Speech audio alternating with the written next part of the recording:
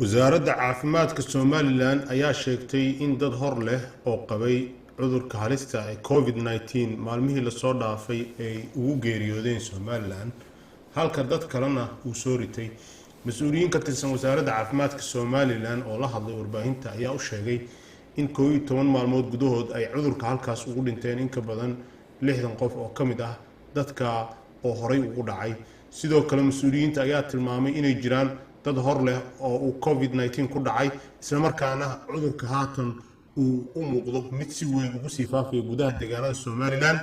bulshada ayay ugu baaqeen mas'uuliyiinta wasaaradda caafimaadka inay qaataan talooyinka caafimaad ee loo jeedinayo si looga hortago faafidda cudurka lana joojiyo isu imaatinada bulshada.